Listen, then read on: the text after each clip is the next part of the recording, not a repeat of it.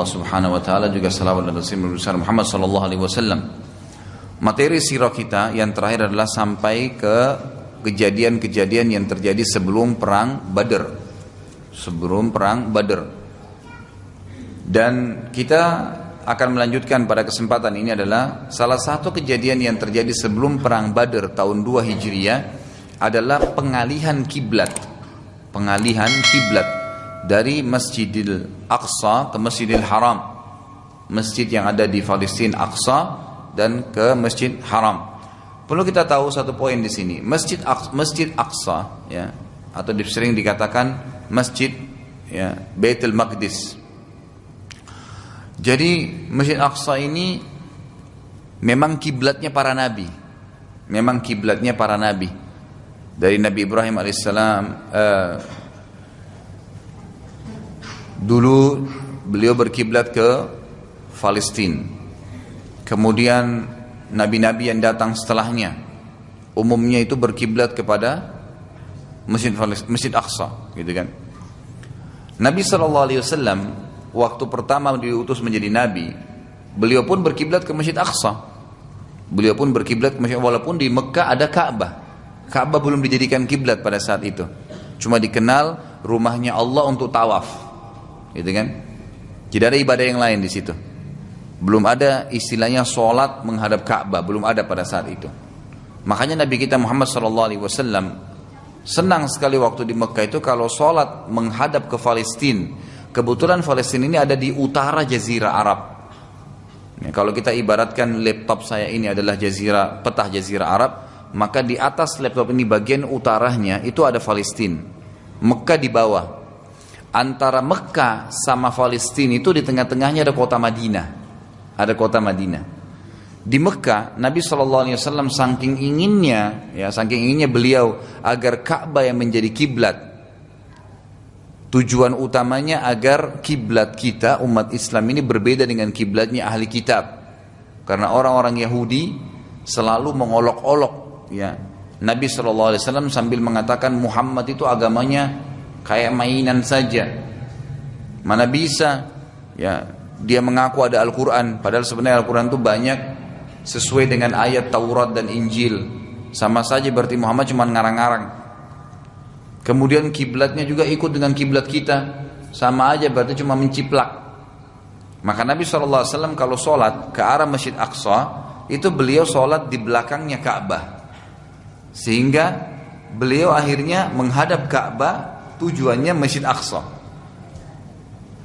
Setelah beliau hijrah ke Madinah, Madinah itu berada di atasnya Mekah, di arah utara lebih dekat ke Palestina. Sehingga kalau beliau sholat di Madinah, nggak bisa lagi menghadap ke Ka'bah. Faham ya? Jadi pasti dia harus menghadap ke Palestina aja. Tambah menjadi-jadi isu yang tidak benar dari orang-orang Yahudi. Itu lihat Muhammad tuh, ikut-ikutin kiblat kita. Dari mana dia mengaku agamanya benar? Maka semenjak itu Nabi SAW seringkali ya, mengangkat kepalanya ke langit dengan tujuan berharap agar Allah Subhanahu Wa Taala bisa memindahkan kiblat dari arah Palestina mengarah ke Ka'bah. Allah Subhanahu Wa Taala akhirnya menurunkan firman-Nya surah Al-Baqarah urutan 2 ayat 144. Dan saya akan terus ingatkan Bapak Ibu sekalian, mempelajari sirah Nabawiyah ini manfaat utamanya adalah kita bisa mengetahui sebab-sebab turunnya Al-Quran. Dan sumber utama sebab nuzul ayat itu adalah sirah Nabawiyah, gitu kan? Nah, dalam sirah ini terjadi kasuistik, sedang terjadi turunlah ayat. Dan sudah saya tuntunkan juga dari awal-awal pertemuan kita bahwasanya kenapa bisa seperti ini. Misalnya tahun 2 Hijriah turun surah Al-Baqarah ayat 144. Bagaimana bisa dia ada di surah Al-Baqarah 144, gitu kan? Pada saat turun tidak dijelaskan ini surah apa, turun saja ayatnya. Setelah ayat turun sesuai dengan kasus yang sedang terjadi, barulah nanti Allah Subhanahu Wa Taala menuntun lagi Nabi SAW menyuruh meletakkan ayat ini di surah ini ayat sekian. Jadi bukan begitu turun awal langsung kemudian sudah ditahu nanti di surah ini di ayat ini, tidak. Turun dulu sebagai perintah, diamalkan oleh kaum muslimin, baru ada perintah nanti oleh Allah SWT yang kedua untuk mengatur ini masukkan dalam surah ini. Turun ayat Al-Baqarah 144 yang bunyinya a'udzubillahi minasyaitonirrajim qad nara taqalluba wajhika fis sama' falanuwalliyannaka qiblatan tardaha fawalli wajhaka syatral masjidil haram wa haitsuma kuntum fawallu wujuhakum syatrah wa innal ladzina utul kitaba la ya'lamuna annahu al-haqqu min rabbihim wa ma Allahu bighafilin amma ya'malun. Sungguh kami sering melihat mukamu menengadah ke langit, hai Muhammad. Jadi Nabi SAW gemar sekali melihat, mengangkat wajahnya ke langit. Enggak ngomong apa-apa, tapi niat dalam hati pengen sekali supaya Allah bisa alihkan ke Ka'bah. Maka sungguh kami akan memalingkan kamu ke kiblat yang kamu sukai. Maka palingkanlah mukamu ke arah Masjidil Haram, dan di mana saja kamu berada, maka palingkanlah mukamu ke arahnya. Sesungguhnya orang-orang Yahudi dan Nasrani yang selama ini ngolok-ngolok kamu yang diberikan Alkitab kepada mereka, Taurat dan Injil, memang mengetahui bahwasanya berpaling ke Masjidil Haram adalah benar dari Tuhan mereka. Dan Allah sekali-kali tidak lengah dari apa yang mereka kerjakan. Artinya orang Yahudi pun dan Nasrani tahu kalau Ka'bah itu adalah rumahnya Allah. Mereka tahu. Sampai hari ini para pendeta dan pastor, ya baik itu pendeta dari orang-orang Yahudi atau pendeta dari orang Nasrani, mereka tahu Ka'bah itu adalah rumahnya Allah. Mereka tahu. Maka pengalian kiblat ke Ka'bah itu bukan hal yang baru bagi mereka, tetapi teralihkannya menandakan memang ini adalah agama Samawiyah.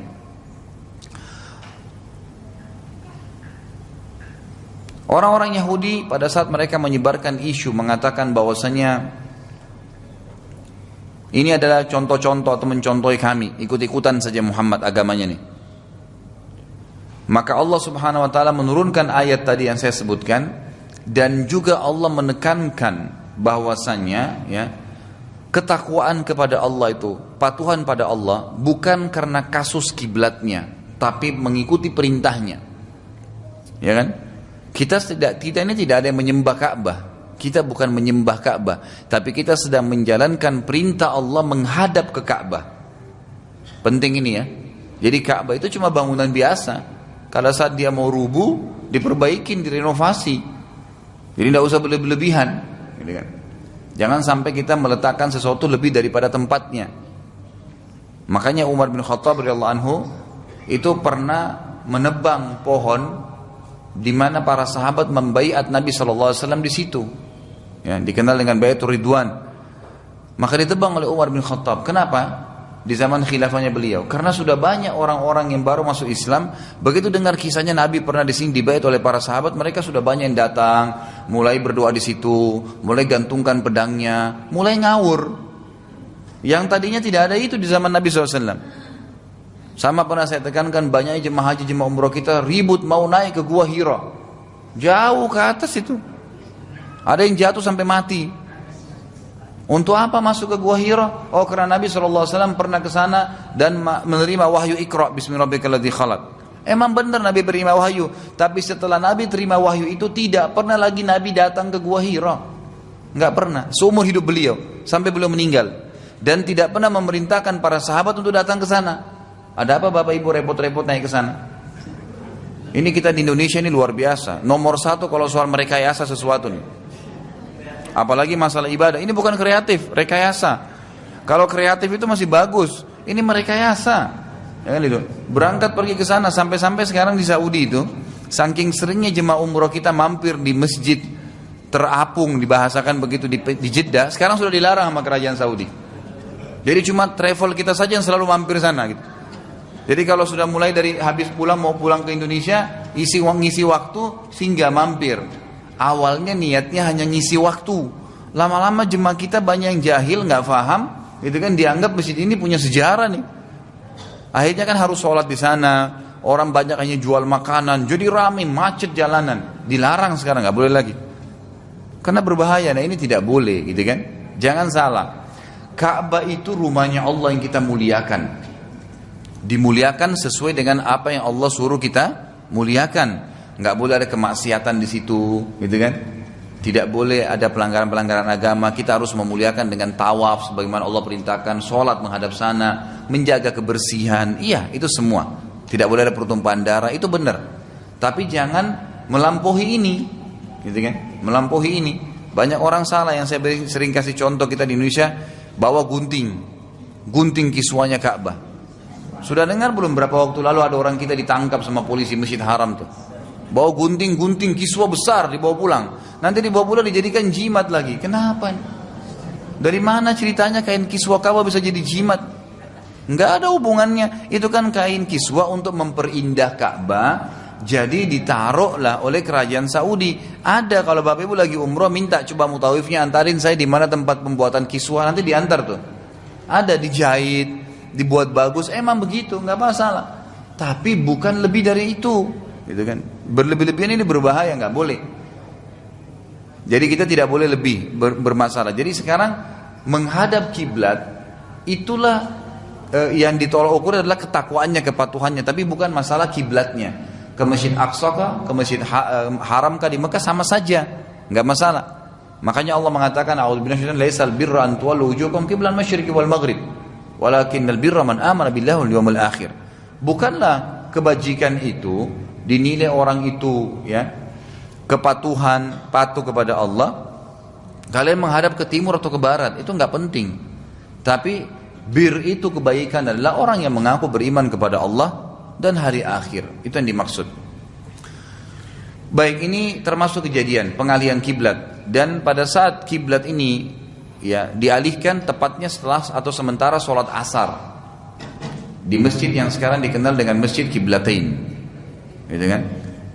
Jadi pada saat itu orang-orang lagi sholat asar di situ menghadap Masjid Aqsa, pas 2 rakaat pertama selesai atau sementara berdiri dari rakaat kedua, itu tiba-tiba saya teralihkan kiblatnya. Datanglah seseorang dan berteriak dari luar masjid mengatakan, wahai kaum muslimin, sungguh telah turun firman Allah Subhanahu wa taala kepada nabinya Muhammad sallallahu alaihi wasallam untuk mengalihkan kiblat. Maka imamnya pun mengalihkan kiblat ke Masjid Haram di 2 rakaat yang pertama. 2 rakaat yang kedua, maaf. Jadi makanya dikatakan Masjid Kiblatain. Kenapa dikatakan Kiblatain? Karena bertepatan 2 rakaat pertama sholatnya menghadap Masjid Aqsa, 2 rakaat kedua ke Masjid Haram Mekah. Kalau kasusnya tidak ada sholat pada saat itu, maka tidak dikatakan Masjid Kiblatain. Kenapa dikatakan 2 kiblat? Karena 2 rakaat pertama menghadap Masjid Aqsa dan 2 rakaat kedua itu ke Masjid Haram. Ini diantara kejadian-kejadian sebelum perang Badar dan masih terjadi di tahun 2 Hijriah ya. Kemudian termasuk juga ya, sebelum perang Badar tahun 2 Hijriah itu selain pengalihan kiblat juga diperintahkannya puasa Ramadan. Jadi puasa Ramadan itu diperintahkan di tahun 2 Hijriah. Di Mekah belum ada puasa Ramadan. Tahun pertama Hijrah belum ada puasa Ramadan. Tahun kedua Hijriah, tepatnya di bulan Ramadan, baru ada perintah puasa wajib itu. Baik, kita akan masuk Bapak Ibu sekalian. Itu tadi kejadian-kejadian sebelum perang Badar, lanjutan dari yang sebelumnya. Kita masuk sekarang ke perang Badar. Perang Badar ini adalah perang yang sangat ya dimuliakan oleh kaum muslimin dan dikenang selalu, serta Allah Subhanahu wa taala pun memuliakan peperangan ini. Sampai-sampai semua yang pernah hadir di Badar, yang sempat hadir di perang Badar ikut berperang, Allah mengatakan dalam Al-Qur'an, "I'malu ma syi'tum." Ya. Berbuat apa saja yang kalian mau setelah perang Badar ini. Faqad ghafarallahu lakum. Allah telah mengampuni kalian. Sampai-sampai di zaman Nabi SAW pernah ada seorang sahabat, gitu kan? Nanti kita akan lihat kisahnya ke depannya insyaAllah. Itu karena ada keluarganya di Mekah, dia khawatir keluarganya nanti ini terganggu di Mekah, maka dia memberitakan pada saat Nabi SAW akan menyerang kota Mekah. Akhirnya dia pun mengirim seorang wanita, budak wanita yang menyembunyikan kertas di ikatan rambutnya, gitu kan? Kemudian Nabi SAW dapat berita wahyu. Nabi SAW mengatakan ke beberapa sahabat, diantaranya Ali radhiyallahu anhu, tangkap perempuan itu, geledah dia sama Zubair bin Awam, geledah, ambil kertas itu, diambillah kertasnya. Waktu kebongkar, sahabatnya dipanggil oleh Nabi SAW, kenapa kau buat ini? Dia bilang, ya Rasulullah, ada keluarga saya di Mekah, saya ingin mereka aman. Maka Umar bin Khattab mengatakan, ya Rasulullah, ini munafik, izinkan saya tebas lehernya. Kata Nabi SAW, jangan, karena dia adalah salah satu penghuni Badar, dia yang pernah ikut di perang Badar. Jadi perang Badar ini lain, mengalahkan mulianya Uhud, perang Tabuk, perang Khandaq, itu semua dikalahkan. bahkan sampai pembebasan kota Mekah, itu belum bisa mengalahkan perang Badar kemuliaannya. Karena ini perang dianggap perang pertama dalam Islam, perang pertama yang besar, di mana Nabi SAW hadir dan terjadi kecamuk peperangan dengan orang kafir, itu perang Badar. Baik, awal mula kisah perang Badar adalah telah sampai info kepada Nabi SAW bahwasanya ada satu kafilah Quraisy yang terbesar, belum pernah ada kafilah Quraisy sebesar itu, yang datang dari negeri Syam. Negeri Syam ini yang sekarang ada Palestina, Yordania, Lebanon dan Syria. 4 negara ini dikenal dengan negara Syam. Syam ini Bapak Ibu sekalian itu berada di utara Mekah, berarti juga berada di utara Madinah. Jadi posisinya di peta itu Mekah, Madinah, kemudian Syam. Zaman dulu itu kalau orang dari Mekah mereka beli dagangan atau membawa dagangan ke Mekah harus lewati pinggiran kota Madinah. Karena Mekah dulu, Madinah baru Syam. Berarti harus lewatin kota Madinah. Kalau mereka kembali pun sama. Nah, waktu para sahabat masih di Mekah dan mereka akhirnya diperintahkan hijrah ke Madinah, orang-orang Quraisy berbuat kejahatan. Semua rumah-rumahnya kaum muslimin, harta-hartanya diambil semua. Anak-anak, istri mereka yang tidak beriman, itu semua diambil alih oleh orang-orang kafir. Maka Nabi SAW ingin mengembalikan hak-haknya para sahabat yang diambil waktu di Mekah, dirampas tuh. Terdengarlah ada kafilah Quraisy terbesar waktu itu. Belum pernah ada kafilah Quraisy sebesar itu dan hanya dijaga oleh 40 orang saja. Biasanya kafilah ini kan satu kafilah itu bisa antara 3 sampai 10 unta, gitu kan. Ini ada satu kafilah satu sampai minimal 3 ekor unta dan tidak ada batas maksimalnya, itu kafilah. Sekali lagi saya ulangi, kafilah itu adalah minimal 3 ekor unta, bisa dikatakan kafilah sampai tidak ada batas daripada jumlah unta atau kendaraan atau hewan yang sedang ditunggangi membawa barang-barang dan manusia. Baik, pada saat itu kafilah terbesar, belum pernah Quraisy melakukan kafilah sebesar itu. Dipimpin oleh Abu Sufyan dan hanya didampingi oleh 40 orang saja, ya, pasukan. Allah Subhanahu wa taala juga memang ingin menakdirkan bahwasanya kafilah tersebut ya termasuk salah satu daripada penyebab nanti perang Badar, gitu kan. Nabi SAW untuk mengetahui tentang berita tersebut, beliau pun membentuk pasukan, yang pasukan ini kurang lebih jumlahnya 314 orang saja. Dan ini tujuannya untuk menyerang kafilah. Ya. Sebagian ahli sejarah mengatakan kemungkinan kafilah ini terdiri dari 3.000 ekor unta, gitu kan? Yang setiap unta itu bisa mengangkat minimal barang itu 120 kilo, 60 kilo sebelah kanan dan 60 kilo sebelah kiri. Unta biasanya begitu. Kalau dibuatin keranjang besar itu bisa minimal 60, 120 itu minimal, bisa lebih daripada itu. Allah berikan kekuatan unta bisa secara fisik mengangkat barang-barang yang berat. Ini kurang lebih sebagian ahli sejarah mengatakan jumlah kafilahnya sekitar 3.000 unta. Diambil dari kenapa Nabi SAW menyiapkan 300 sekian pasukan. Biasanya tradisi Nabi SAW itu kalau membentuk sariyah, pasukan-pasukan kecil atau membentuk pasukan untuk menyerang, itu memang biasanya 10% ya, kurang lebih 10% dari jumlah pasukan yang akan mereka serang. Jadi kurang lebih begitu. Allah Subhanahu wa taala menjelaskan bahwasanya perang Badar ini tanda kutip ya, tanda kutip. Sebagian ahli sejarah mengatakan adalah rekayasa dari Allah Subhanahu wa taala. Sebagaimana Allah mengatakan dalam surah Al-Anfal urutan 8 ayat 5. Al-Anfal urutan 8 ayat 5 bunyinya a'udzubillahi minasyaitonirrajim kama akhrajaka rabbuka min baitika bil haqq min baitika bil haqqi wa inna fariqam minal mu'minina lakarihun.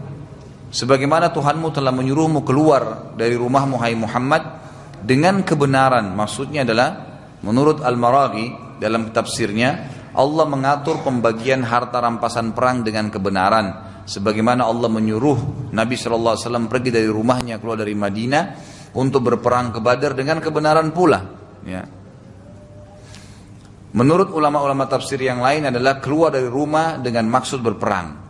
Jadi di sini Allah Subhanahu wa taala menyuruh Nabi SAW keluar, ya. Tujuannya untuk kafilah saja kalau Nabi SAW, tapi Allah menyuruh Nabi SAW keluar, akhirnya terjadi peperangan. Ini dengan tanda kutip memang Allah yang rencanakan. Padahal sesungguhnya sebagian orang-orang beriman tidak menyukainya. Jadi pada saat itu keluar ke perang Badar itu bukan tujuannya perang, menangkap kafilah tadi, menyerang kafilah. Makanya tidak diwajibkan untuk kaum muslimin, bebas, siapa saja yang mau ikut silahkan. Terbentuklah 313 pasukan dengan Nabi SAW 314 orang. Dari ayat tadi yang saya sebutkan, ulama mengatakan Allah Subhanahu wa taala berkalam sebagaimana Tuhanmu menyuruhmu keluar. Jadi ada perintah jelas berisi tanda kutip kata sebagian ahli sejarah rekayasa Allah Subhanahu wa taala. Nabi SAW diperintahkan untuk memberi pilihan bagi siapa saja yang ingin ikut dan bukan sebuah kewajiban pada saat itu. Salah satu sahabat yang masyhur kisah akan ikut tetapi tidak jadi karena perintah Nabi SAW adalah Uthman bin Affan. Jadi sebelum kita masuk ke kasus peperangannya, ada sahabat Uthman bin Affan radhiyallahu anhu mau ikut. Beliau memang ingin sekali, tapi Nabi SAW melarangnya, tidak boleh ikut. Karena pada saat itu istrinya Ruqayyah binti Nabi SAW, anaknya Nabi SAW lagi sakit keras, ya. Maka Uthman pun dilarang oleh Nabi SAW, dan ini rahasia kenapa Uthman tidak hadir di perang Badar. Itu kan di perang Badar, karena ini perang Badar ini punya nilai tersendiri. Baik, ada sebuah hal yang terjadi di Mekah sebelum perang Badar, disebut oleh para ahli sejarah dengan kisah mimpinya Atiqah. Atiqah ini nama seorang wanita, ya. Atiqah binti Abdul Muttalib. Abdul Muttalib siapa? Kakek Nabi SAW. Berarti ini adalah tantenya Nabi. Tantenya Nabi yang bernama Atiqah, tapi ini tidak masuk Islam, ya. Dia tidak beriman. Ada terkenal ulama mengangkat dalam buku sejarah namanya mimpi Atiqah binti Abdul Muttalib berhubungan dengan perang Badar. Apa mimpinya nih? Baik, Atiqah mimpi di Mekah yang sangat membuatnya ketakutan dan akhirnya menjadi sebuah berita yang heboh di Mekah. Tepatnya 3 hari sebelum perang Badar, ia melihat seseorang berada di atas bukit yang tinggi dan berteriak dengan suara yang sangat keras sampai kedengaran di dalam Mekah. Dan orang itu berkata, "Wahai para pengkhianat, siap-siaplah menghadapi kematian kalian dalam 3 hari lagi." Orang tersebut teriak terus sampai ia memasuki kota Mekah dan mendekati Ka'bah.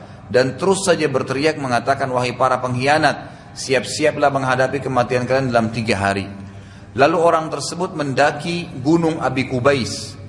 Gunung Abi Qubais ini gunung yang sering dipakai untuk mengiklankan sesuatu di Mekah, di sebelah Ka'bah.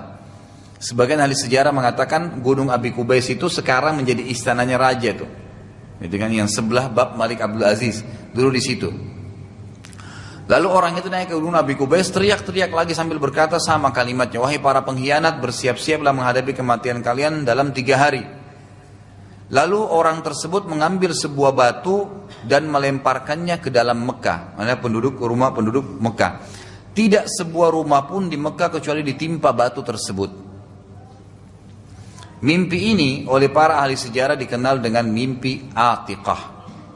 Atiqah pun lalu menceritakan setelah dia bangun pagi hari sama saudara kandungnya Abbas bin Abdul Muttalib. Ini paman kandung Nabi SAW yang pada saat itu belum masuk Islam juga. Belum masuk Islam. Jadi kan nanti Abbas ini masuk Islam setelah perang Badar. Pada saat itu Abbas belum beriman, ya. Abbas pun pada saat mendengarkan mimpi tadi, karena Abbas ini radhiyallahu anhu memang sebenarnya dia sangat yakin bahwasanya ponakannya Nabi SAW ini adalah seorang Nabi. Muhammad ini seorang Nabi SAW. Tapi dia masih meredam dirinya sampai melihat waktu yang tepat, gitu, supaya di Mekah itu tidak tersebar berita semua keluarganya Muhammad meninggalkan Mekah dan sukunya. Dia pun mendengarkan mimpi saudara kandungnya tadi perempuan Atiqah ini. Abbas pun sangat ketakutan dan berkata pada Atiqah, "Jangan engkau ceritakan pada siapapun mimpimu ini." Abbas bersahabat dekat dengan seorang tokohnya Mekah yang bernama Al-Walid ibn Utbah. Al-Walid ibn Utbah nanti kita lihat ini salah satu korban yang pertama mati di perang Badar. Dia nanti akan mati pada saat perang tanding. Al-Walid ibn Utbah ini salah satu pimpinan di Mekah, kepala suku, dan Abbas memberitahukan padanya, tetapi memberi pesan agar jangan diceritakan pada siapapun. Jadi Atikah ceritain Abbas, Abbas bilang, wahai Atikah jangan ceritain orang ya. Tapi Abbas sendiri menceritakan kepada Al-Walid. Dibilang sama Al-Walid, jangan ceritain orang ya.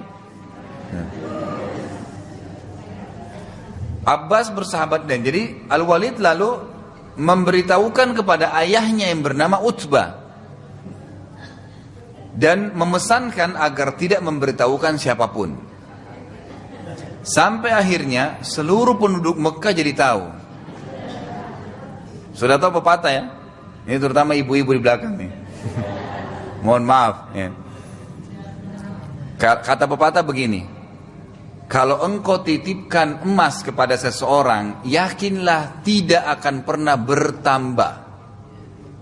Kalau berkurang mungkin, tapi kalau engkau titipkan kata-kata, pastikan bertambah dan tidak akan berkurang. Kalau emas nggak mungkin bertambah, berkurang bisa, tapi kalau kata-kata pasti bertambah. Manusia subhanallah ini sifatnya lebih banyak suka rekayasa nih.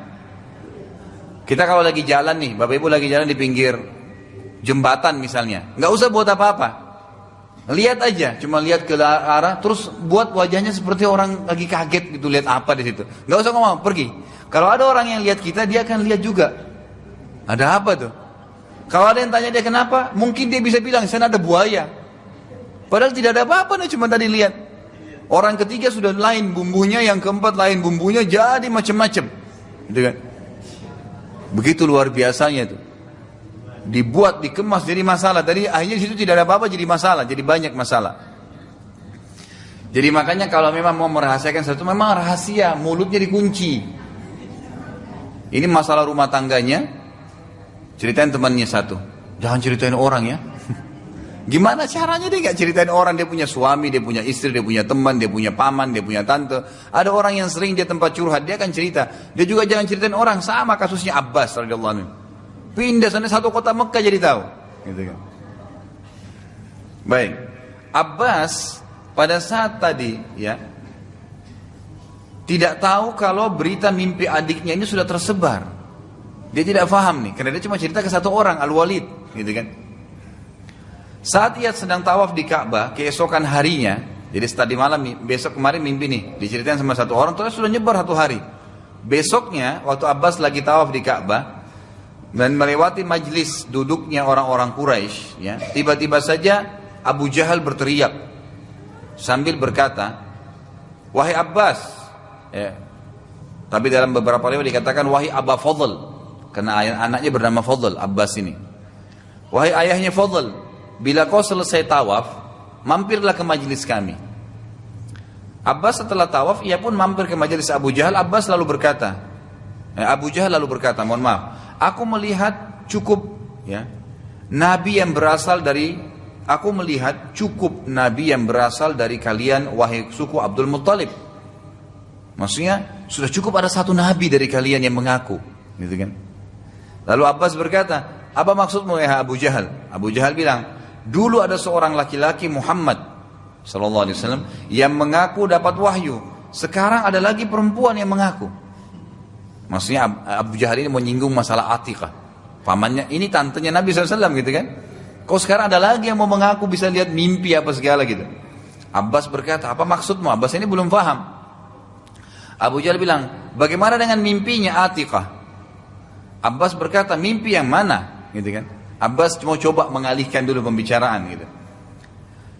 Abu Jahal berkata, bila 3 hari berlalu dan tidak terjadi apa-apa wahai Abu Fadl, maka aku akan menyebarkan tulisan bahwasanya suku Abdul Muttalib adalah suku yang paling pembohong dari suku-suku Arab.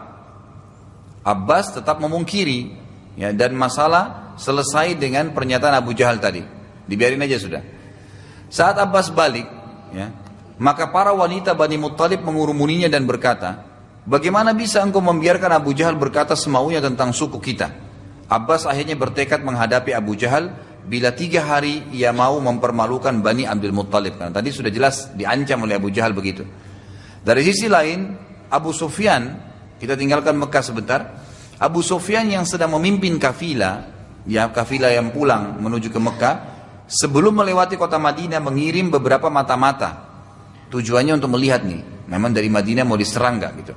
Apakah ada pasukan atau tidak dari kaum muslimin. Nabi SAW juga mengutus mata-mata. Kebetulan ada 2 orang sahabat yang Nabi SAW utus. Yang pertama sahabat bernama Busbus bin Amr. Ini di Indonesia belum ada yang bernama Busbus nih. Ini nama sahabat ya. Dan Adi bin Abi Zarda radhiyallahu anhum ajma'in. Jadi 2 orang sahabat ini dikirim sebagai mata-mata gitu kan. Kedua sahabat tersebut mulai keluar dan mencari berita.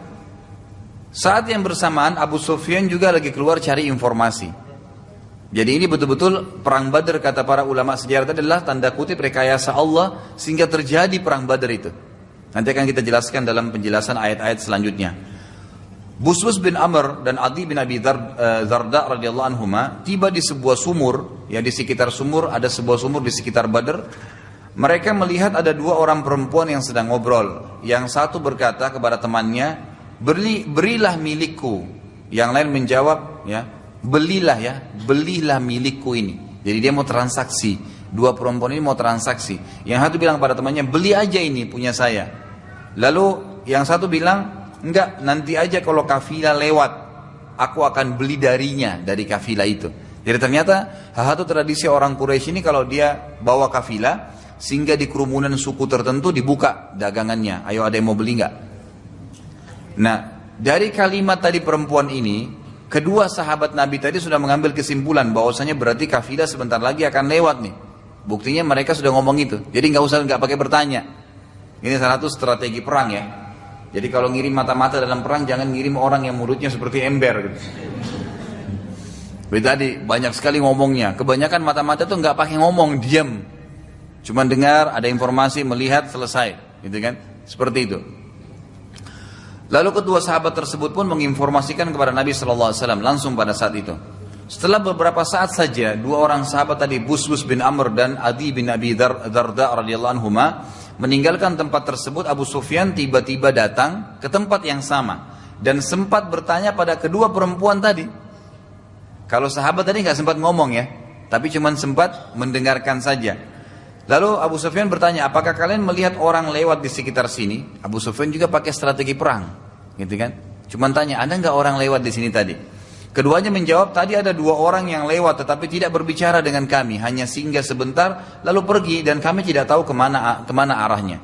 Abu Sufyan lalu mendatangi tempat Busbus bin Amr dan Adi bin Abi Darda radhiyallahu anhum singgah tadi, dan menemukan bekas kotoran untanya. Ini perhatikan ya, orang-orang itu betul jeli betul dalam peperangan tuh. Abu Sufyan ini yang dia lihat kotoran untanya sahabat tadi. Apa yang terjadi? Ia memeriksa kotoran tersebut dan ternyata di dalam kotorannya itu ada biji-biji kurma. Nah, perlu ditahu di sini, di Jazirah Arab itu sudah sangat masyhur kota yang paling kaya dengan kurma, dan kurma itu makanan paling favorit, mahal sebenarnya. Zaman dulu tuh mahal sekali, gitu kan? Walaupun makanan mereka sehari-hari. Sampai hari ini pun kelas-kelas kurma kan banyak harga-harganya. Ada 300 macam kurma, gitu kan? Jadi kelas-kelasnya banyak. Dari harga mahal sampai harga yang paling murah. Dan beragam macam nama juga. Nah, karena kayanya orang-orang Madinah dengan kurma, hampir seluruh Madinah penuh dengan pohon kurma, sampai-sampai mereka memberikan makanan untanya kurma. Gitu kan? Itu tidak ada unta di kota manapun Jazirah Arab makan kurma, nggak ada kecuali Madinah. Abu Sufyan tahu kalau ini untanya orang Madinah karena kotorannya. Itu bayangkan jelinya gitu ya. Dia sampai seperti itu. Abu Sufyan pada saat melihat hal tersebut langsung mengambil kesimpulan bahwasanya pasti ini ada pasukan dari Madinah. Dia pun akhirnya mengutus seseorang pembawa berita ke Mekah namanya Damdam bin Amr. Ya, Damdam bin Amr. Jadi tidak usah pakai nama Damdam ya. Kalau Busbus tadi boleh. Baik, Damdam ini bin Amr diutus ke Mekah. Damdam bin Amr ini, perhatikan ya, di sini banyak sekali pelajaran kalau dari sirah berhubungan dengan siasat perang nih. Kita sekarang sedang bicara perang Badar. Perhatikan tadi satu persatu poinnya tadi, masalah mata-mata tidak banyak bicara, gitu kan? Kemudian Abu Sufyan juga cuma tanya sebentar, cuma memeriksa kotoran unta. Sekarang pada saat Abu Sufyan tangkap itu, ada kotoran unta, pasti ada pasukan nih. Dia tidak usah cari lagi. Gak usah pastikan, dia sudah tahu ini pasti pasukan dari Madinah nih. Maka dia mengutus satu orang ke Mekah, yang diutus ini bukan mata-mata, tapi penyampai berita. Ini cerewet. Damdam bin Amr ini luar biasa. Memang dibawa dalam kafilah, biasanya dalam pasukan itu ada dibawa orang seperti ini. Tujuannya untuk nyebarin cepat berita. Gitu kan? Damdam bin Amr ini pada saat mau tiba di Mekah, karena dia ingin membuat heboh supaya ini kafilah ditolong. Karena Abu Sufyan bilang begini, pulang cepat ke Mekah, sampaikan ke Mekah dengan caramu, bagaimana caranya agar pasukan dikirim membantu kita. Karena kalau enggak ini sudah susah ini. Pasukan muslimin sudah sampai di Badr, dan saya pun sudah ada di Badr. Saya lagi di posisi dekat Badr gitu, di sekitar Badr. Dan subhanallah, pasukan muslimin dengan rekayasa Allah tadi tanda kutip dengan kafilah orang Quraisy itu dipisahkan dengan sebuah gunung saja. Jadi di sebelah gunung itu kafilah Quraisy, di sebelahnya pasukan muslimin, dan mereka tidak saling tahu. Dengan hikmah Allah Subhanahu wa taala, mereka tidak saling tahu, gitu kan? Damdam bin Amr ini karena dia ingin menyampaikan berita dan supaya segera dibentuk pasukan membantu kafilah ini, maka sebelum masuk Mekah dirobek-robek bajunya sendiri. Dia robek-robek bajunya, kemudian dia membunuh untahnya, ya kan gitu. Lalu mengambil darahnya dan melumuri bajunya dan tubuhnya dengan darah unta itu tadi. Darah unta ini cara dia sendiri. Jadi nggak ada, Abu Sufyan nggak suruh gitu. Pemandangan ini seakan-akan perang sudah terjadi. Betul-betul kafilah sudah diserang nih, gitu kan. Saat tiba masuk ke Mekah, gitu kan. Ia lalu teriak dengan suara keras, Al-Gauth, Al-Gauth. Ini kalimat dalam bahasa Arab kalau minta pertolongan yang sangat penting, artinya tolonglah, tolonglah gitu, teriak-teriak. Al-Latima, Al-Latima. Latima ini penyerangan, penyerangan gitu. Gitu saja dia ngomong. Perhatikan caranya dia ya. Ini orang-orang seperti ini biasa untuk menyebarin informasi, narik perhatian orang. Penduduk Mekah lalu mengurumuni Damdam, didekatin. Mereka tanya, ada apa wahai Damdam? Damdam gak jawab, dia gak mau jawab. Dia jalan terus, tetap dia teriak, Al-Gauth, Al-Gauth, Al-Latima, Al-Latima gitu. Terus ya, pertolongan, pertolongan, penyerangan sudah terjadi, penyerangan terjadi. Orang tanya lagi, ada apa wahai Damdam? Tetap dia tidak mau jalan. Tetap dia jalan terus sampai mendekati Ka'bah. Sampai mendekati Ka'bah. Setiap ada orang yang tanya, dia tidak mau jawab. Sampai akhirnya dia menaiki gunung Abi Qubais. Nah, gunung Abi Qubais ini sudah jelas di Mekah kalau ada yang naik berarti ada yang dia mau sampaikan. Gitu kan? Untuk menginformasikan untuk masyarakat Mekah. Baik itu penyerangan kah, ada orang yang mau datang kah, apa saja disampaikan di atas itu. Waktu sudah naik dia teriak terus, Al-Gauth, Al-Gauth, Al-Latima, Al-Latima gitu. Ya. Saat hampir seluruh penduduk Mekah berkumpul karena penasaran mau dengar, barulah Damdam menyampaikan pesan Abu Sufyan. Yang akhirnya hampir seluruh laki-laki Mekah mempersiapkan diri untuk berperang, kecuali 2 orang waktu itu tidak menyiapkan diri berperang. Jadi karena pengaruh daripada Damdam tadi ini, apa yang dia buat, badannya berdarah, bajunya robek, dan dia membahasakan kafilah sudah diserang. Jadi ini bukan baru, ini kan belum kelihatan, Abu Sufyan pun belum lihat pasukan muslimin berapa jumlahnya, belum tahu. Tapi dia buat bajunya robek, penuh dengan darah untanya sendiri mati, gitu kan. Maka orang melihat ini luar biasa, sudah terjadi penyerangan, maka semua pun berusaha. Pada saat itu, ya kata para ahli sejarah juga, belum pernah kafilah Quraisy itu di dalamnya ada harta mayoritas masyarakat Mekah kecuali kafilah ini. Biasanya kafilah itu yang punya cuma beberapa pedagang. Ini enggak. Di kafilah yang sekarang Abu Sufyan jaga ini, yang lagi bawa ini dan cuma dijaga cuma 40 orang, itu ternyata ya subhanallah hampir seluruh masyarakat Mekah punya titipan di situ. Sehingga pada saat dikatakan diserang kafilah itu semuanya siap untuk membela. Kecuali 2 orang, Abu Lahab dan Umayyah bin Khalaf. Kalau Abu Lahab ini dia tidak bisa pergi ya, karena dia menganggap dirinya lemah, nggak bisa ikut berperang. Abu Lahab ini pamannya Nabi ya, yang terkenal dengan turunnya surah Lahab. Ya, tabbat yada Abi Lahab. Ya, dia paman kandung Nabi tapi dalam keadaan kafir. Kan sudah pernah kita jelaskan juga di materi sirah kita ini, ada 4 paman Nabi SAW yang sempat mendapat ya, masa penobatan Nabi. 2 beriman, 2 kafir. Yang beriman adalah Hamzah dan Abbas radhiyallahu anhuma. Yang kafir Abu Talib dan Abu Lahab. Gitu kan? Ini 4 paman Nabi SAW. Abu Lahab berkata kepada seorang tokoh, ya, tokoh kota Mekah yang memiliki hutang pada Abu Lahab, engkau keluarlah mewakiliku dan iklankan kalau engkau keluar sebagai wakil Abu Lahab, maka aku anggap seluruh utangmu lunas. Seluruh utangmu lunas gitu. Jadi cara orang-orang dulu biasanya kalau mau digantikan perang, maka dia mencari orang yang terlilit utang, lalu dia bebasin utangnya, kemudian dia lepas. Ini kebetulan orang itu punya utang dengan Abu Lahab.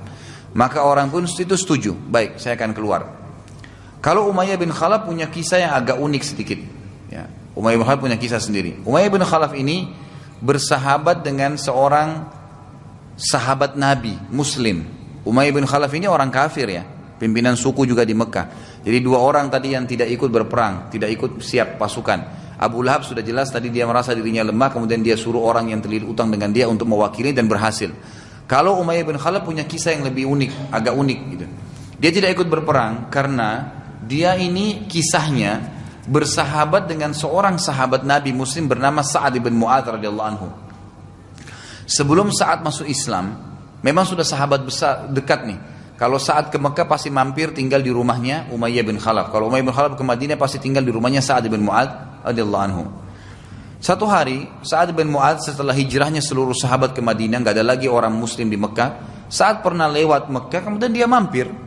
Waktu itu kebetulan memang tidak bisa orang Muslim mampir, karena orang mampir bisa dibunuh. Tapi karena dia punya teman dekat namanya tadi Umayyah bin Khalaf, kepala suku di Mekah, setara lah ya derajatnya secara jenjang sosial itu dengan Abu Jahal, Abu Lahab gitu. Maka dia mampir, tinggal di rumahnya Umayyah bin Khalaf. Terus dia bilang kepada Umayyah bin Khalaf, wahai Umayyah, kau tahu bahwasanya umat Islam tidak bisa lagi masuk ke Mekah, tapi saya masuk karena kamu. Saya ingin tawaf sebelum saya pulang. Tolong lihatkan kondisi Ka'bah, kapan kosong, saya ingin masuk.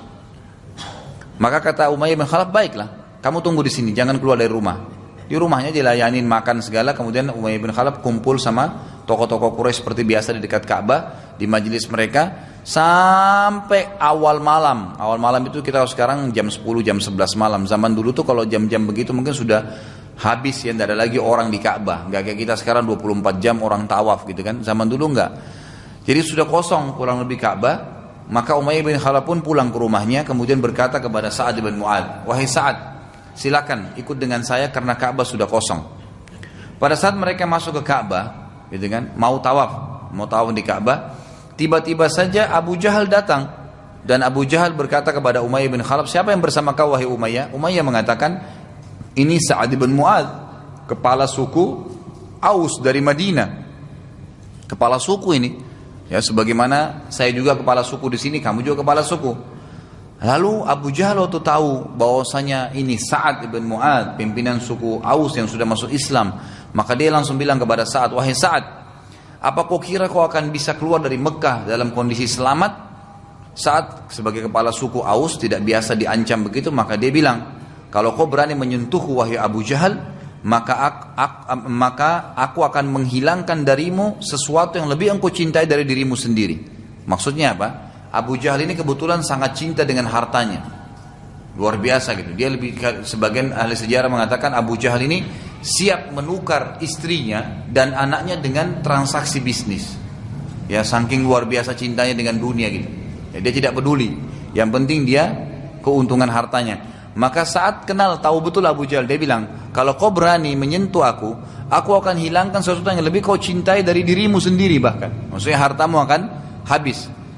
Karena seluruh penduduk Madinah dari sukuku akan menyerang Mekah. Lalu Abu Jahal berkata, apakah di Madinah kalian punya Ka'bah juga yang kira-kira mahal sehingga engkau bisa mengancamku?